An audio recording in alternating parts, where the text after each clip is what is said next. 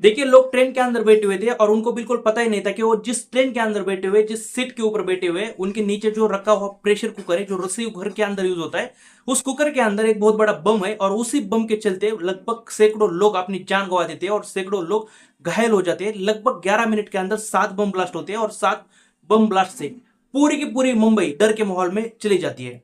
जो आतंकवादियों ने सोचा था कि हम लगभग मिडिल क्लास लोगों को टारगेट करेंगे, उनके दिल के अंदर डर बैठाएंगे और उन्हें लगभग मुंबई बंद करने के लिए मजबूर करेंगे, और उन्होंने यही चीज करके दिखाई आतंकवादियों ने। लेकिन ये सारी चीजें मुंबई पुलिस और एटीएस को तब पता चली जब आतंकवादियों की तरफ से गलती पीछे छूट गई और इसी एक छोटी सी चूक के कारण पूरी की पूरी सारी चीजें ओपन हो गई। अब वो गलती आतंकवादियों की तरफ से क्या हुई थी, इसको हम आगे देखेंगे इस वीडियो के अंदर और हर एक चीज को डिटेल में समझेंगे। देखिए, 11 जुलाई 2006 को मंगलवार का दिन था और लगभग 6 बजे का आसपास का टाइम था शाम को, और उस दिन है ना काफी ज्यादा भीड़ थी। तो फिर आतंकवादी जानबूझकर इसी दिन का फायदा उठाना चाहते थे और इसी भीड़ के बीच में बम प्लांट करके वो निकल गए थे, क्योंकि उन्हें बिल्कुल पता था 6 बजे के बाद जितनी भी ट्रेन के अंदर भीड़ आएगी, ज्यादा से ज्यादा अगर अगर भीड़ आएगी तो फिर वो बम के अंदर मरने का उनका उस भीड़ का ज्यादा से ज्यादा खतरा है। तो फिर वो जानबूझकर ज्यादा भीड़ के अंदर इस बम को उड़ाना चाहते थे। तो फिर लगभग है ना 6 बजे के आसपास हर कोई व्यक्ति जो मुंबई के अंदर काम करता है, मिडिल क्लास लोअर क्लास, वो लगभग है ना अपना काम खत्म करके लोकल की ट्रेन पकड़ लेता है। और आपको बिल्कुल पता ही होगा, मुंबई के अंदर लोकल ट्रेन एक रीढ़ की हड्डी की तरह काम करती है। मतलब कहीं पर भी लोगों को जाना हो तो फिर लगभग लोकल ट्रेन उनके घर की तरह लोकल ट्रेन है। तो फिर है ना लगभग लोकल ट्रेन पकड़ना और कहीं को निकल जाना मुंबई के अंदर। तो फिर वही उस दिन हुआ था। लगभग 6 बजे के बाद लोकल के लोग अपनी ट्रेन पकड़ के घर को निकल रहे थे अपना कामकाज खत्म करके, और उनको बिल्कुल पता नहीं था कि वो जिस ट्रेन के अंदर बैठे हुए थे उस ट्रेन के अंदर एक प्रेशर कुकर के अंदर बम प्लांट किया गया है। और ये जो प्रेशर कुकर है, उस प्रेशर कुकर के ऊपर कोई भी डाउट नहीं कर सकता, क्योंकि रसोई घर के अंदर यूज होने वाला ये जो प्रेशर कुकर है वो एक आम इंसान कहीं पर भी कैरी कर सकता है, और लोकल ट्रेन के अंदर तो इजिली कैरी कर ही सकता है, क्योंकि हर तरीके के लोग लोकल ट्रेन के अंदर ट्रैवल करते हैं। तो फिर किसी को इस प्रेशर कुकर के ऊपर डाउट बिल्कुल आया भी नहीं। लगभग 6 बजकर 24 मिनट को महिम स्टेशन के पास पहला बम ब्लास्ट होता है और लगभग वहां पर कुछ लोग वो ऑन द स्पॉट मर जाते हैं। उसके बाद लगभग 6 बजकर 24 मिनट पर मीरा रोड के पास जो रेलवे स्टेशन है वहां पर ब्लास्ट हो जाता है। लगभग उसी के 1 मिनट बाद 6 बजकर 25 मिनट पर माटुंगा रोड स्टेशन के पास ब्लास्ट हो जाता है, और लगभग उसके और 1 मिनट बाद बांद्रा स्टेशन के पास ब्लास्ट हो जाता है रेलवे के अंदर। लगभग और 2-3 मिनट बाद है ना 6 बजकर 29 मिनट को जोगेश्वरी स्टेशन के पास बम ब्लास्ट हो जाता है, और लगभग उसके 5 मिनट बाद 6 बजकर 35 मिनट को खार रोड स्टेशन के पास भी जो रेलवे स्टेशन था वहीं पर भी है ना एक बम ब्लास्ट हो जाता है। तो फिर लगभग 11 मिनट के अंदर 7 बम ब्लास्ट हो जाते हैं और लगभग है ना वहां पर 200 से ज्यादा लोग वहीं पर मर जाते हैं और लगभग 700 से ज्यादा लोग घायल हो जाते हैं, वो भी बुरी तरीके से जख्मी हो जाते हैं। ये जो आतंकवादियों ने बम प्लांट किए थे ना, वो लगभग प्रेशर कुकर के अंदर, जैसे कि मैंने शुरू में कहा था, तो फिर उस प्रेशर कुकर के अंदर आरडीएक्स और अमोनियम नाइट्रेट जो होता है ना उसका मिश्रण करके उस मिश्रण को इस प्रेशर कुकर के अंदर डाल दिया था और उसके ऊपर एक टाइम क्लॉक फिट कर दी थी। मतलब उस घड़ी के ऊपर एक टाइम सेट था कि कंप्लीट इतने इतने मिनट पर ये बम ब्लास्ट हुआ था। तो फिर ये जो सीरियल बम ब्लास्ट हुआ था ना, वो एग्जैक्टली उन्होंने जो आतंकवादी ने सोचा था उसी टाइम के ऊपर उन्होंने ये बम ब्लास्ट किए थे। और ज्यादा से ज्यादा इन ट्रेन के अंदर जो बम ब्लास्ट हुई थी ना वो फर्स्ट बोगी के अंदर हुआ था, और फर्स्ट बोगी के अंदर इसलिए इन्होंने ये प्रेशर कुकर बम रखा था ताकि फर्स्ट बोगी के अंदर आने वाले ज्यादा से ज्यादा लोग मिडिल क्लास होते हैं, और उनका मानना था आतंकवादियों का कि उनको मतलब मिडिल क्लास लोगों के अंदर डर बैठाना था ताकि मुंबई किसी भी तरीके से रुक जाए।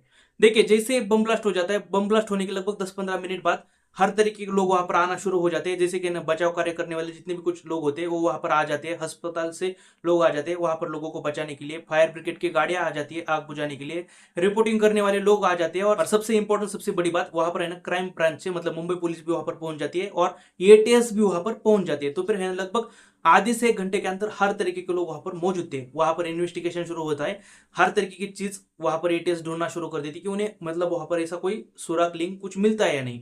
तो फिर पुलिस अपनी जांच नेक्स्ट डे आगे बढ़ाने के लिए वहां पर जितने भी कुछ सीसीटीवी फुटेज थे और पुलिस सीसीटीवी फुटेज चेक करने की कोशिश करती है, तब उनको पता चलता है कि जहां पर ट्रेन के अंदर ये ब्लास्ट हुआ है ना, ज्यादातर इलाकों के अंदर सीसीटीवी कैमरे एक्टिव ही नहीं थे, मतलब वहां पर कैमरे थे ही नहीं। तो फिर इसी का बड़ा फायदा है ना इन आतंकवादियों ने उठाया था। तो फिर ये पुलिस को बात पता चलती है। तो फिर पुलिस है ना जहां जहां पर भी कुछ उनको सीसीटीवी फुटेज मिलती है, जैसे कि कहीं पर टिकट लेते समय सीसीटीवी फुटेज था, या फिर कहीं पर जहां पर ट्रेन गुजर रही वहां पर सीसीटीवी फुटेज था, कहीं पर उतरते चढ़ते टाइम सीसीटीवी था, वहां पर है ना उन सीसीटीवी फुटेज को कलेक्ट करना चालू कर देती है, और उन्हीं सीसीटीवी फुटेज को कलेक्ट करके बाद में चेक किया जाता है कि उसके अंदर उनको क्या ऐसा लीड मिल सकता है। लेकिन जब सीसीटीवी फुटेज चेक करती है एटीएस, तब उनको है ना कोई भी ऐसी लीड देखने को नहीं मिलती, क्योंकि जितने भी कुछ सीसीटीवी फुटेज थे ना वो काफी ज्यादा दूर से लिए गए थे, रेजोल्यूशन काफी ज्यादा अच्छा नहीं था, डिटेलिंग बिल्कुल नहीं थी, और सबसे बड़ी बात है ना सारी चीजें ब्लर दिख रही थी।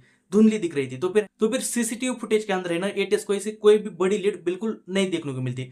तो फिर एटीएस अपनी जांच और आगे बढ़ाती है और एटीएस क्या करती है नेक्स्ट डे कि हम क्या करते हैं कि देखो ये जो जहां जहां पर बम ब्लास्ट हुए ना वहां पर उन रेलवे स्टेशन के आसपास की जितने भी कुछ टावर है वहां पर है ना कौन से सिम कार्ड तब एक्टिवेट थे, कौन से मोबाइल एक्टिवेट थे, उनका सीडीआर डेटा हम निकालते हैं, ऐसी बात करते हैं। और लगभग है ना ये टेस्ट जितने भी कुछ यहाँ पर बम ब्लास्ट हुए थे वहां पर हर एक स्टेशन के आसपास की जितने भी कुछ मोबाइल सिम कार्ड एक्टिवेट थे उस टाइम पर उसकी जांच करना शुरू कर देती है और लगभग है ना हर तरीके का सीडीआर डाटा वहां पर निकाला जाता है। सीडीआर डाटा मतलब मोबाइल का जितना भी कुछ कॉलिंग का डेटा होता है उसको बोलते हैं। तो फिर है ना लगभग डेटा निकाला जाता है और यहां पर भी एटीएस काम करती है कि लगभग पिछले 3 दिनों के अंदर और उस टाइम के अंदर लगभग 6 बजे से 7 बजे तक जितने सिम कार्ड एक्टिवेट थे और बाद में बंद पड़ गए उनको ज्यादातर है ना एटीएस की तरफ मतलब उन सिम कार्ड की तरफ और उन फोन की तरफ है ना शक की नजर से देखती है। कुछ ऐसे कॉल्स थे उस नंबर के ऊपर है ना मतलब जो इस स्टेशन के आसपास के है ना नंबर थे एक्टिव थे जो बाद में बंद हो गए इस ट्रेन बम ब्लास्ट के बाद जो अचानकली बंद हो गए उस नंबर के ऊपर पाकिस्तान से कॉल आ रहे थे मतलब +92 से कॉल आ रहा था जो कि पाकिस्तान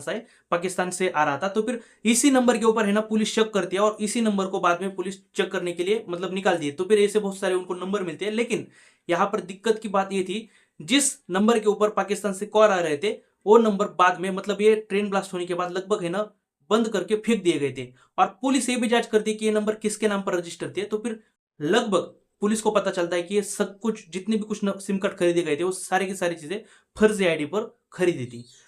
अब देखिए यहाँ पर है ना एक कॉमन सी चीज थी। देखिए आतंकवादियों ने है ना आतंकवादियों को बिल्कुल पता था अगर हम सिम कार्ड का यूज करते हैं तो फिर बाद में पुलिस हम तक पहुंच सकती है क्योंकि जो हमारी आईडी हमने सिम कार्ड खरीदते समय यूज की थी तो फिर उससे हम पकड़े जा सकते। तो फिर इसलिए आतंकवादियों ने अलग लोगों को इसके लिए हायर किया था और नकली आईडी उनको भी दी थी और उन्हीं को है ना नकली आईडी देकर ये सिम कार्ड खरीदने के लिए कहा गया था। लेकिन आतंकवादियों को एक चीज का बिल्कुल पता नहीं था और एक चीज गलती से आतंकवादियों से छूट जाती है। तो फिर इन नंबर को है ना पुलिस ने क्या किया ये सिम कार्ड ये नंबर जिस फोन के अंदर यूज किए जा रहे थे ना उस फोन का उन्होंने IMEI नंबर निकाला। मतलब जो हर फोन का है ना आपको पता ही होगा IMEI नंबर होता है उसी से है ना फोन को ट्रैक भी किया जा सकता है। लेकिन आज से 20 साल पहले है ना किसको इसके बारे में बिल्कुल बिल्कुल पता ही नहीं था। मतलब है ना शुरू का टाइम था जब मोबाइल आना शुरू हुए थे। तो फिर देखिए आज से 10 साल पहले तक भी है ना किसी को लगभग है ना IMEI नंबर के बारे में बिल्कुल पता नहीं होगा। लेकिन आज भी है ना बहुत सारे ऐसे लोग हैं जिनको भी है ना इसके बारे में बिल्कुल पता नहीं। लेकिन आज के टाइम के अंदर ज्यादातर लोगों को इसके बारे में पता चल चुका है। लेकिन आज से 20 साल पहले तक है ना लगभग है ना इसके बारे में सोचना आप खुद सोचिए कि आपको आज से 20 साल पहले इसके बारे में बिल्कुल पता था क्या? नहीं होगा। तो फिर है ना यही चीज आतंकवादियों से गलती से पीछे छूट जाती है और इसी का है ना एटीएस को फायदा होता है। एटीएस है ना इस मतलब ये जितने भी कुछ सिम कार्ड एक्टिवेट थे ना वो बस एक ही फोन से एक्टिवेट हो रहे थे। मतलब जो बंदा बात कर रहा था पाकिस्तान से हर एक स्टेशन के ऊपर वो बात करके सिम कार्ड निकाल रहा था और फेंक दे रहा था कचरे के अंदर। सिम कार्ड निकालना फेंक देना कचरे के अंदर। तो फिर सिम कार्ड तो बाद में पुलिस ने कलेक्ट कर लिए थे कचरे के अंदर से लेकिन फर्जी आईडी होने के कारण बिल्कुल पता नहीं चल रहा था। तो पुलिस ने ना ये जो इस फोन का IME नंबर जो है ना IMEI नंबर इसको ट्रैक करना शुरू कर दिया। लेकिन यहां पर भी एक गलती थी। पुलिस ने ना ये फोन जहां से खरीदा था वहां पर डायरेक्टली जाके उस दुकान से मतलब मुंबई के अंदर उस दुकान को पकड़ लेते हैं दुकान वाले को बातचीत करते हैं। तो फिर वहां पर भी बिल्कुल पता चलता है कि KYC के टाइम के अंदर है ना मतलब इस व्यक्ति ने जो भी ये व्यक्ति था ना मोबाइल खरीदते टाइम मतलब ये मोबाइल खरीदते टाइम भी है ना उसने फर्जी आईडी दी थी। तो फिर यहां पर है ना पुलिस को कुछ नहीं मिलता। तो फिर पुलिस है ना ये जज आगे चलाती है। लेकिन पुलिस को है ना यहाँ पर एक बहुत बड़ी लीड हाथ लग जाती है।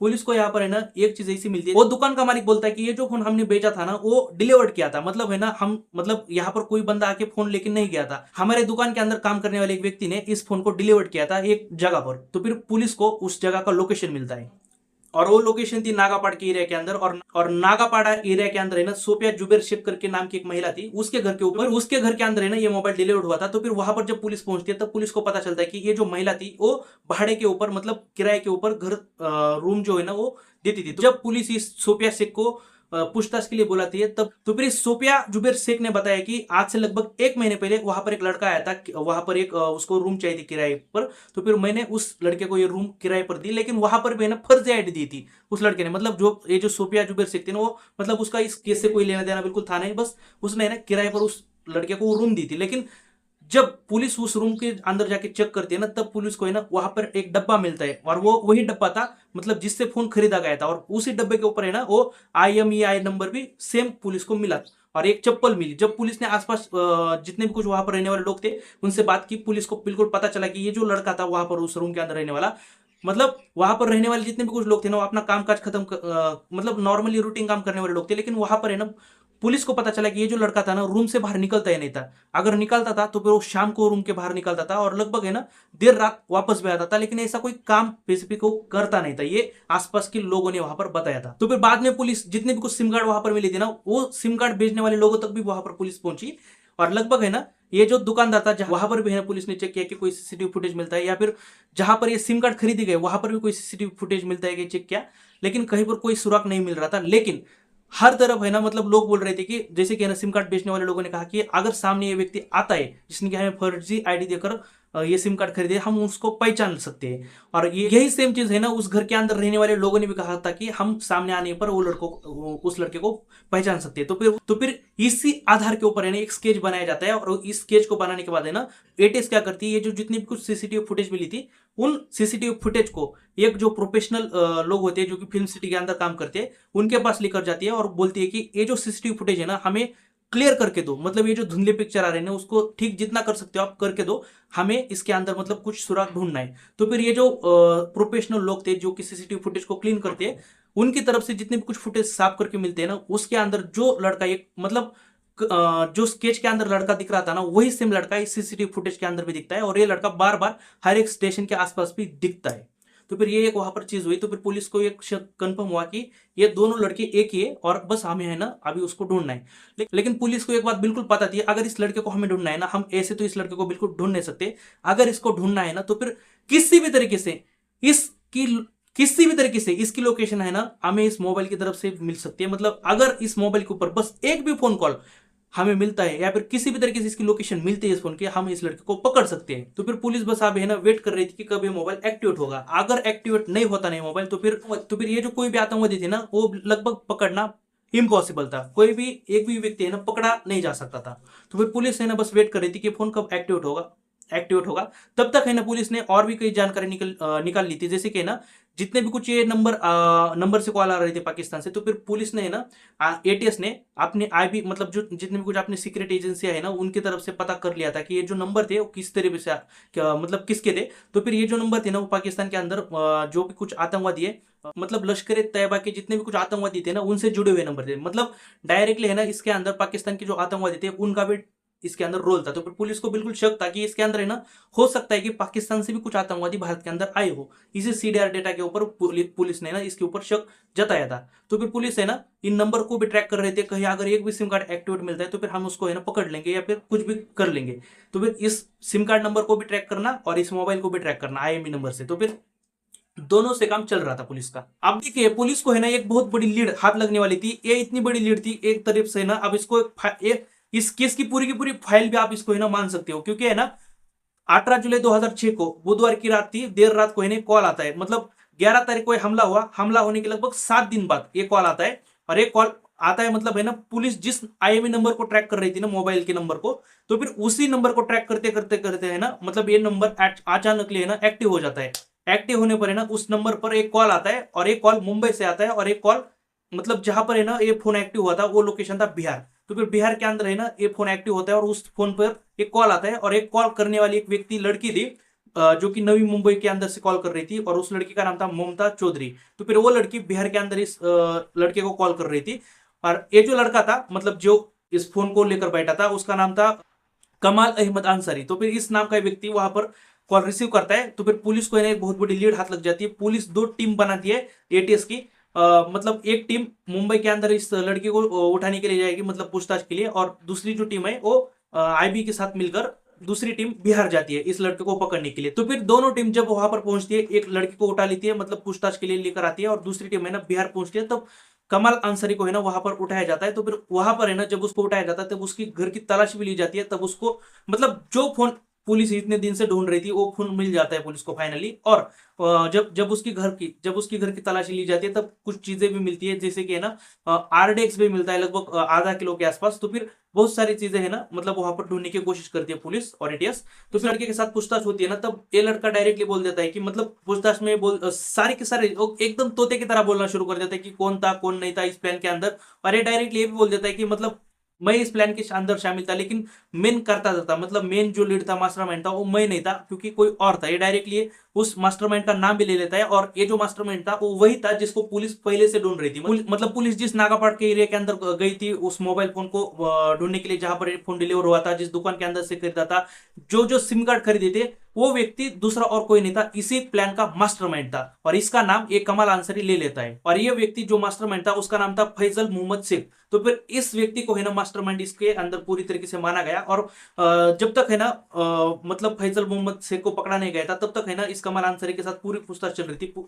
इससे ये भी पुलिस पूछती है कि तुम कभी पाकिस्तान गए थे क्या, या फिर पाकिस्तान से कोई आतंकवादी आए थे क्या। तो फिर ये सारे के सारे जवाब देता है। ये बोल देता है कि मैं पाकिस्तान में गया था, ट्रेनिंग भी ली थी, इनफैक्ट पाकिस्तान से इस मतलब बहुत सारे आतंकवादी ना यहाँ पर आए भी थे। मतलब ये जो 11 तारीख को हमला हुआ था ना, इतना बड़ा ट्रेन के अंदर बम ब्लास्ट, तो फिर इसके अंदर भी है ना आतंकवादी पाकिस्तान से आए थे। लगभग वो एग्जैक्टली नंबर नहीं बताता, लेकिन बहुत सारी चीजें है ना रिवील होती है कि, तो फिर पुलिस को एक बात कंफर्म पता चलती है कि पाकिस्तान से भी आतंकवादी यहाँ पर आए थे, और इसके अंदर जो मास्टरमाइंड है वो अलग था। तो फिर पुलिस को है ना इस कमल अंसारी की वजह से पूरी की पूरी डिटेल मिलती है इस फैजल शेख की। तो फिर पुलिस उसके ठिकाने के पास, मतलब उसको पकड़ने के लिए चली जाती है, और पुलिस उसको पकड़ती है लगभग 30 तारीख के आसपास। तो फिर जब इसको पुलिस पकड़ती है, पूछताछ के लिए बुलाती है, मतलब और जब रिमांड में लेने के बाद तो क्या होता है आपको पता ही होगा बिल्कुल। तो फिर जब इसके उससे पूछताछ होती है, तो पूछताछ के बाद रिमांड में लेने के बाद है ना लगभग वो हर एक चीज बता देता है। जैसे कि ना वो बोलता है कि मैं ही था जो मास्टरमाइंड था। इसके बाद वो लगभग 8 से 9 लोगों के नाम बोल देता है, क्योंकि जो उसके अंदर शामिल थे उस प्लान के अंदर, और सभी लोगों के नाम बोल देता है लगभग, है ना। मतलब इस प्लान के अंदर के लगभग सभी के सभी लोगों के नाम है ना रिवील हो चुके थे इस मास्टरमाइंड फैजल की वजह से। तो फिर ये भी कबूल कर लेता है कि मैं भी 2 बार पाकिस्तान के अंदर ट्रेनिंग लेने के लिए गया था। फिर ये भी बोल देता है कि लगभग है ना, मतलब पाकिस्तान से मैं बातचीत मैं कर रहा था। फिर ये भी बोल देता है कि पाकिस्तान से जो आतंकवादी बुलाए थे वो मैंने बुलाए थे। फिर ये भी कबूल करता है कि मैंने इनको ठिकाना दिया रहने के लिए, ये बहुत सारी चीजें, फिर ट्रेनिंग दी। और मतलब ये जो बम बनाने की ट्रेनिंग हुई थी ना वो यहीं पर हुई थी, इस मतलब यहाँ इसने जहां पर आतंकवादियों को छुपा कर रखा था ना, वहीं पर ये जो बम बनाए गए थे कुकर के अंदर, वो यहीं पर मतलब ट्रेनिंग देकर इसने पूरा सारा ये मामला रचा था। मतलब जो यहाँ के भी कुछ लड़के थे ना जिनको बम बनाना आता नहीं था, इन सभी को है ना वहीं पर ट्रेनिंग दी गई थी। जो कि मैं आगे चलकर जो बाकी के दूसरे नाम है उनको भी ले लेता हूँ, जो कि इसी ट्रेन ब्लास्ट के अंदर जो 11 तारीख को हुआ उसके अंदर शामिल थे। और देखिए ये जो है ना आरडीएक्स जो लाया था ना, वो आरडीएक्स लाने का काम भी इसी ने किया था, इस फैजल ने और इस अंसारी ने, दोनों ने मिलकर किया था। और लगभग ये जो आरडीएक्स था ना वो लगभग 30 किलो के आसपास था, 30 केजी। और यहाँ पर है ना पुलिस को एक और बात पता चलती कि ये जो है ना, मतलब SIMI से जुड़े हुए लोग थे, मतलब सिमी, जिसको है ना पहले से ही अपनी गवर्नमेंट ने बैन करके रखा था, क्योंकि मतलब इन्होंने है ना कुछ इलीगल एक्टिविटी की थी भारत के अंदर। तो फिर इसकी वजह से ना पहले से ये जो संस्था है भारत के अंदर वो बैन थी, लेकिन फिर भी है ना वो मतलब ये सीक्रेट तरीके से भारत के अंदर काम कर रही थी। और इसके अंदर अभी जितने भी कुछ आरोपी आने वाले हैं, मतलब जो जो मैं आगे चल के आपको नाम बताऊंगा, जो है ना इस फैजल ने सबके नाम बताए, वो सारे के सारे आरोपी है ना आप मान के चल सकते हैं कि इसी एक ब्रांच से निकले हुए थे, मतलब SIMI से। और इस SIMI को है ना ये सारे लोग मतलब इंडियन स्टूडेंट एक मुस्लिम ग्रुप मानते थे। तो फिर मतलब इसका फुल फॉर्म है। और बाद में एक कमाल अंसारी और फैजल शेख, ये दोनों ये भी बोल देते कि मतलब उन्होंने है ना पाकिस्तान के अंदर ट्रेनिंग कहाँ से ली है, कहाँ से नहीं। जैसे कि ना ये बोल देते कि मुजफ्फराबाद के अंदर से हमने ट्रेनिंग ली थी। और ये फैजल शेख है ना खुद ये कबूल भी करता है कि मैं जनवरी के अंदर 2002 में गया था पाकिस्तान के अंदर POK में, और वहां पर है ना मैंने खुद जाकर वहां पर ट्रेनिंग ली है। तो फिर ये सारे है ना चीजें वो पुलिस को बता देता है। लेकिन जितने भी बाकी के लोगों के उसने नाम लिए थे ना, उसको पकड़ना लगभग है ना पुलिस के लिए थोड़ा सा आसान काम नहीं था, क्योंकि लगभग है ना ये बात पूरी तरीके से बाहर आ गई थी कि अपने है ना मतलब मास्टरमाइंड को पकड़ा गया। तो फिर बाकी के लोग पकड़ने के काफी ज्यादा चांसेस थे। तो फिर बाकी के लोग है ना वहां से मतलब काफी ज्यादा दूर चले गए थे, कुछ हद तक मतलब चुपने की कोशिश कर रहे थे। लेकिन उसी टाइम पर है ना पुलिस को और एक इंफॉर्मेशन मिलती है सीक्रेट तरीके से, कि जो पाकिस्तान से आतंकवादी भारत के अंदर आए थे उनमें से ना 2 आतंकवादी एक मुंबई के अंदर एक जगह पर छुप कर बैठे हुए हैं। तो फिर पुलिस वहां पर जाती है, पकड़ने के लिए जाती है, और वहां पर है ना इन दोनों का इनकाउंटर होता है, और वो ATS की तरफ से मारे मतलब इनकाउंटर के अंदर मारे जाते हैं। और पुलिस है ना बाद में ये भी एक बात कंफर्म करती है कि जो ये बम ब्लास्ट हुआ था 11 तारीख को, उसके अंदर भी है ना एक आतंकवादी मर गया था, जो कि पाकिस्तान से आया था भारत के अंदर। लगभग है ना अब तक 3 आतंकवादी डेड होने की मतलब कंफर्मेशन हो चुकी थी। और लगभग है ना ये आंकड़ा, मतलब जितने भी कुछ आतंकवादी आए थे ना, ये आंकड़ा लगभग बाद में पता चला कि 13 आतंकवादी आए थे, लेकिन इसके अंदर मतलब ये आंकड़ा कंफर्म नहीं था। और लेकिन इसके अंदर है ना लगभग 7 आतंकवादी, 7 के आसपास आतंकवादी है ना इसके अंदर कार्यरत थे, मतलब इन्होंने इसके अंदर काम किया था और उसमें से भी 3 जा चुके थे। बाकी के आरोपी है ना पाकिस्तान से आए, कभी पकड़े नहीं गए, लेकिन पाकिस्तान के अंदर सा मतलब पाकिस्तान के अंदर बैठकर जो पूरी इस प्लानिंग को लीड कर रहा था, इस प्लान को एग्जीक्यूट कर रहा था, जो मास्टरमाइंड था, उसका भी नाम मैं आगे चलकर आपको बताऊंगा, क्योंकि 2 लोग थे और इसमें से मेन लीड आपको मतलब आगे चलकर पता लग जाएगा कि वो कौन था। तो फिर बाद में जुलाई महीने के अंदर है ना तनवीर अहमद नाम का एक व्यक्ति पकड़ा जाता है। लेकिन यहाँ पर है ना एक चीज और हुई कि उसके बाद जितने भी कुछ लोग पकड़े गए ना, एक व्यक्ति बस 12 अगस्त को पकड़ा गया था, सिद्दीकी नाम करके उसका है। तो फिर उस व्यक्ति को छोड़कर है ना बाकी के सारे लोग सितंबर महीने के अंदर पकड़े गए थे, मतलब 28 सितंबर, 29 सितंबर, फिर और मतलब 29 सितंबर को तो लगभग 4-5-6 लोगों को पकड़ा गया था उसी दिन पर। तो फिर है ना पुलिस को है ना बाकी की सारी इंफॉर्मेशन, मतलब पुलिस इनको ट्रैक कर रही थी, उसी वजह से ना एक साथ इन सभी लोगों को पकड़ा गया था, क्योंकि ये सारे के सारे लोग है ना एक साथ मतलब छुपने की कोशिश कर रहे थे। तो फिर है ना, तो फिर आप मान सकते हैं कि लगभग 3 महीने के अंदर सभी के सभी आरोपी को पकड़ा गया था पुलिस की तरफ से। अब देखिए हम समझते हैं कि किस आरोपी ने क्या किया था और क्या नहीं। अब देखिए सुहेल शेख नाम का व्यक्ति जो कि है ना फैजल के काफी ज्यादा करीब था, इसको है ना मतलब ये स्लीपर सेल को है ना इस प्लान को एग्जीक्यूट करने के लिए काफी ज्यादा मदद कर रहा था, और आतंकवादियों को है ना हर तरीके की जो मदद देनी होती है बाहर से, वो सारी की सारी मदद देने में, ये पहुंचाने में वहां पर मदद कर रहा था। मतलब स्थानीय मदद एक तरीके से वो पहुंचा रहा था आतंकवादियों को, आप ऐसा मान सकते हैं। इसके बाद आता है इजाज शेख। इजाज शेख है ना, आप इसको एक तरीके से है ना लॉजिस्टिक सपोर्ट देने के मामले में मतलब बोल सकते हो। जैसे कि है ना ये हर एक मीटिंग के अंदर शामिल था, जो कि बम ब्लास्ट करने के लिए मीटिंग हुई थी उसके अंदर वो शामिल था। इसके अलावा है ना पैसे देकर भी आतंकवादियों की मदद कर रहा था। फिर कुछ जो मतलब चीजें लगती है आतंकवादियों को, जैसे कि है ना वो चीजों को भी है ना वो मतलब प्रोवाइड कर रहा था आतंकवादियों को और इस फैजल को भी। और हाँ, यहाँ पर एक सिंपल सी बात है कि आप है ना नाम से कंफ्यूज मत होना, क्योंकि इनके बहुत बड़े बड़े लंबे लंबे नेम है, लेकिन इनको है ना शॉर्ट फॉर्म में एफआईआर के अंदर डाला गया है। उसके बाद आने वाला तीसरा जो व्यक्ति है वो है मोहम्मद अंसार शेख। अब देखिए ये जो मोहम्मद अंसार शेख है ना, ये काफी ज्यादा इंपॉर्टेंट व्यक्ति है। ये देखिए ये जो है ना पाकिस्तान के अंदर जाकर भी ट्रेनिंग लेकर आया था। और देखिए ये जो है ना मुख्य तौर पर है ना जो बम लगाने के मतलब जितने भी कुछ लोगों ने बम लगाया था ना ट्रेन के अंदर, उसमें से एक मुख्य साजिशकर्ता ये भी था। इसने खुद जाकर है ना ट्रेन के अंदर बम प्लांट किए थे। अब देखिए यहाँ पर जो चौथा व्यक्ति है वो मोहम्मद शकीब शेख है। ये जो मोहम्मद शकीब शेख नाम का व्यक्ति है ना, वो डायरेक्टली है ना आतंकवादी के साथ मिला हुआ था। इसने है ना आतंकवादी को चुप कर रखने की मतलब पूरी की पूरी जो व्यवस्था थी इसने बनाई थी, कहाँ पर आतंकवादी को छुपा कर रखना है, कहाँ पर इनको प्लेट देना है, और लगभग है ना हर तरीके की चीज ये भी आतंकवादियों को दे रहा था, पैसे भी दे रहा था। मतलब इसने भी है ना हर एक तरीके की वहां पर आतंकवादियों को मदद की थी। और उसने एक अपने घर पर भी है ना कुछ आतंकवादियों को छुपा कर रखा था। इसके अलावा मोहम्मद अली शेख, ये जो व्यक्ति था ना, इसने भी बहुत सारे पैसे दिए थे इन आतंकवादियों को, बाकी की जो भी चीजें लगने वाली थी मदद कर मतलब इसने भी पूरी की पूरी मदद वहां पर आतंकवादी को की थी। उसके बाद मोहम्मद नबी नाम का एक व्यक्ति है, उसने भी है ना हर एक तरीके की चीज मतलब जो लगने वाली चीजें होती है इन आतंकवादियों को वहां पर रहने रखने के लिए, वो भी सारी चीजें वहां पर दी थी। इसके अलावा है ना बम तैयार करने की जो ट्रेनिंग दी जा रही थी उसके अंदर ये भी व्यक्ति शामिल था, ये मोहम्मद नबी नाम का। और ये जो व्यक्ति है ना ये हर एक मीटिंग के अंदर भी शामिल था, जो कि बम बनाने के लिए मतलब की जा रही मतलब ट्रेन के अंदर बम लगाने के लिए हर एक मीटिंग जितनी भी हुई थी उसके अंदर ही शामिल था। इसके अलावा मोहम्मद जुहैर रियाज नाम का एक व्यक्ति है। तो फिर ये जो व्यक्ति है ना, देखिए पाकिस्तान से जितने भी कुछ आतंकवादी आए थे, तो फिर है ना इनको है ना ये गाइड करता था, मतलब कहाँ जाना है, कहाँ नहीं, कहाँ पर रुकना है, क्या करना है, ये है ना इस तरीके से मतलब इन लोगों को इस तरीके की इंफॉर्मेशन देकर पूरी की पूरी मदद करता था।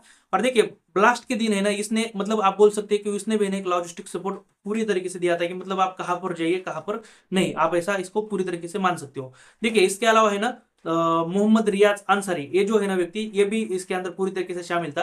देखिए इसने है ना ये मतलब है ना पूरी तरीके से तकनीकी रूप से ना इसके अंदर पूरी तरीके से माहिर था कि जो बम का जो पूरा टाइमिंग सेट करना है ना, वो कैसे करना है, बम का जो है ना मतलब एग्जैक्टली किस टाइम पर बम को उड़ाना है, इस सारी की सारी चीजें है ना इसको आती थी। तो फिर इसने है ना ये जो टाइमर है ना, जो टाइमर यूज किया था उस टाइम पर, वो इसी ने बनाया था और इसी ने है ना उसके ऊपर बम के ऊपर बेट लगाया था। तो फिर है ना ये पूरी तरीके से इस प्लान के अंदर शामिल था। मतलब आप पूरी तरीके से मान सकते हो कि जो ये 7 बम ब्लास्ट हुए थे ना, लगभग 1 मिनट 2 मिनट के बाद, इसकी जो एक्यूरेट टाइमिंग थी ना, ये इसी बंदे ने दी थी, मोहम्मद अंसारी ने। अब देखिए दूसरा व्यक्ति मोहम्मद मंजूर, ये जो व्यक्ति था ना, मतलब इसने है ना आतंकवादियों को मतलब किस तरीके से मदद की। आप देखिए देखिए आतंकवादी को जो हथियार थे, विस्फोटक थे, ये जो सारी चीजें है ना इसने अपने यहाँ पर छुपा कर रखी थी घर पर। मतलब आतंकवादी को जब जिस चीज की जरूरत है ना, तब वो लाकर उन्हें देता था। मतलब ठीक लगभग है ना छुपाने में सारी जो मदद है ना, ये इसने भी बहुत सारी की थी। आतंकवादियों को और उनके हथियारों को भी। अब देखिए लास्ट व्यक्ति मोहम्मद अब्दुल वाहिद शेख।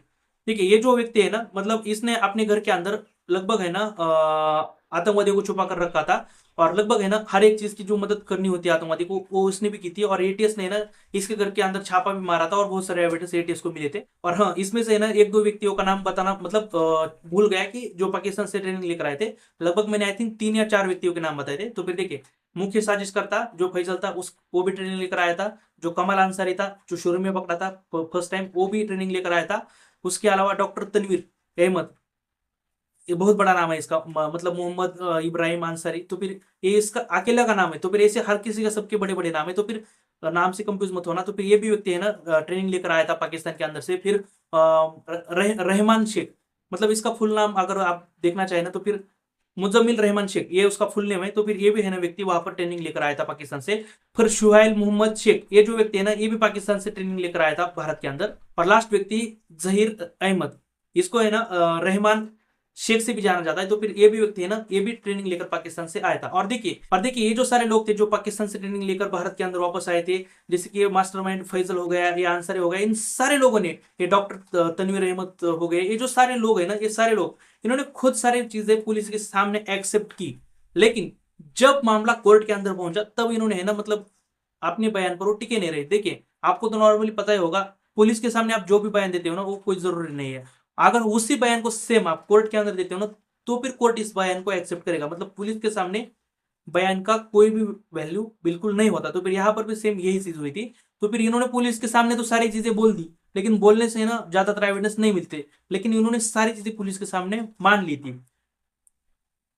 तो फिर कोर्ट के अंदर जाने के बाद है ना इन्होंने सारी चीजें, जैसे कि आपको पता ही होगा, आपका वकील आपको डायरेक्ट बोलेगा कि हर चीज के अंदर आप डिनाई कर दो, मना कर दो, मैं नहीं था, मैं कुछ नहीं था, ये सारी चीजें करने के लिए बोलता है। तो फिर यहाँ पर भी सेम ये सारी चीजें इन लोगों के साथ हुई थी। और यहाँ पर एक और ये बात नोटिस करने वाली है, जो मैंने शुरू में बताया था ना सीसीटीवी फुटेज। देखिए कोर्ट के अंदर सीसीटीवी फुटेज को ज्यादा देर तक मतलब एक एविडेंस की तरह मतलब एक एविडेंस की तरह देखा नहीं गया। देखिए सीसीटीवी फुटेज के अंदर है ना हर एक व्यक्ति दिख रहा था, लेकिन इसको है ना एक ब्लर मतलब पूरी तरीके से डिटेल में आप देखिए 2005-6 के अंदर क्या ही मतलब डिटेलिंग दिखती होगी सीसीटीवी फुटेज के अंदर। पहले से है ना मतलब सीसीटीवी फुटेज उतना ज्यादा क्लियर होता भी नहीं, आजकल तो आ रहे हैं लेकिन क्लियर, लेकिन पहले के टाइम के अंदर होता भी नहीं। लेकिन 2006 के अंदर आप मतलब इमेजिन भी नहीं कर सकते कि इतना ज्यादा क्लियर ब्लर फुटेज निकलता होगा सीसीटीवी फुटेज। और ये पास से भी नहीं लिया गया था, वो काफी ज्यादा दूर था, मतलब रेजोल्यूशन भी काफी ज्यादा कम था।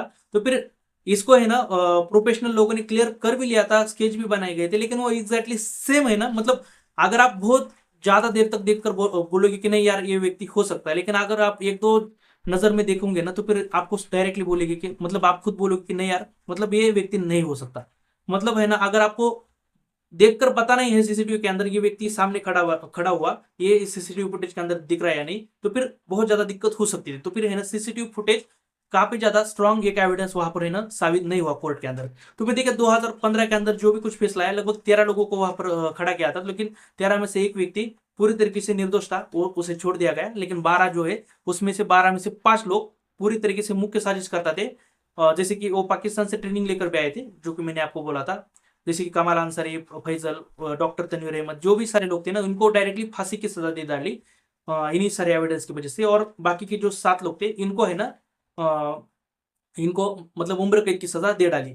लेकिन बाद में 2025 में जब अब ये फैसला आया हाईकोर्ट ने ना बोला कि मतलब ये जो सारे एविडेंस कोर्ट के अंदर रखे गए थे ये इनसफिशिएंट है, मतलब ये लगभग है ना पूरे एविडेंस नहीं है। तो फिर इनसफिशिएंट एविडेंस होने के कारण और बहुत सारी चीजें कमतरता होने के कारण है ना इनको हम दोषी करार नहीं दे सकते, ऐसा कोर्ट ने माना और कोर्ट ने इन सबको छोड़ दिया।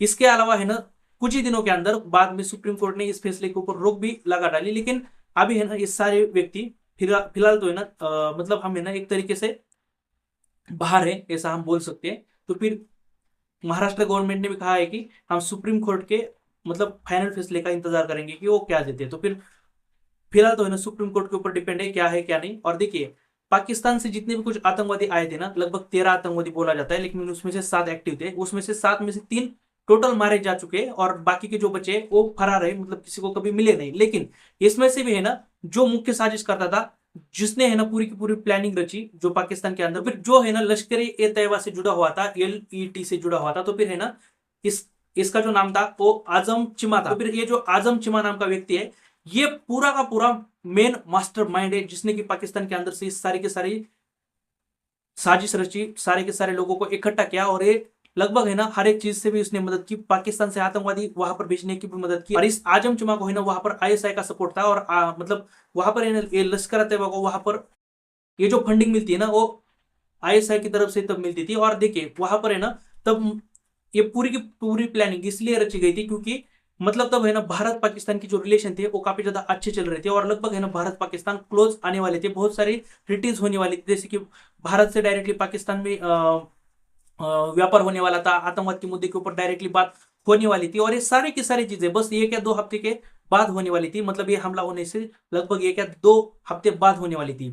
फिर फ्लाइट शुरू होने वाली थी भारत पाकिस्तान, बहुत सारी चीजों के ऊपर है ना बातचीत हो रही थी। लेकिन ये हमला होने के कारण ये सारी की सारी बातें मतलब कैंसिल हो गई, क्योंकि डायरेक्टली भारत पाकिस्तान के बाद में विवाद शुरू हो गया, और ये सारी की सारी चीजें है ना फिर मतलब कंट्रोवर्सी में खड़ी हो गई। और ये जो है ना मतलब वहां पर आप मान सकते हैं कि ये जो वहां की खुफिया एजेंसी है पाकिस्तान की ISI, इसने है ना पूरी की पूरी फंडिंग की थी इस लश्कर तैयबा को। और देखिए ये दोनों भी पक्ष में नहीं थे कि भारत पाकिस्तान की चीजें अच्छी हो, क्योंकि अगर भारत पाकिस्तान की चीजें अच्छी होती है ना तो फिर पाकिस्तान की गवर्नमेंट को फायदा मिलता है, लेकिन पाकिस्तान की आर्मी को, खुफिया एजेंसी को, आतंकवादियों को इससे कोई भी फायदा नहीं मिलता। इसलिए है ना कभी भी ये तीनों नहीं चाहेंगे कि भारत पाकिस्तान के रिलेशन सुधरे। और देखिए ये जो आजम चमा है ना वो लगभग 2024 में हार्ट अटैक की वजह से ना इसकी मौत हो भी चुकी है, तो फिर ये अभी डेड है। मतलब मेन मुख्य साजिश करता मास्टरमाइंड जो पाकिस्तान के अंदर था। तो फिर ठीक है, जो कुछ था यही था। अगर आपको वीडियो अच्छा लगा हो तो लाइक कीजिए, सब्सक्राइब कीजिए, और thank you for watching me.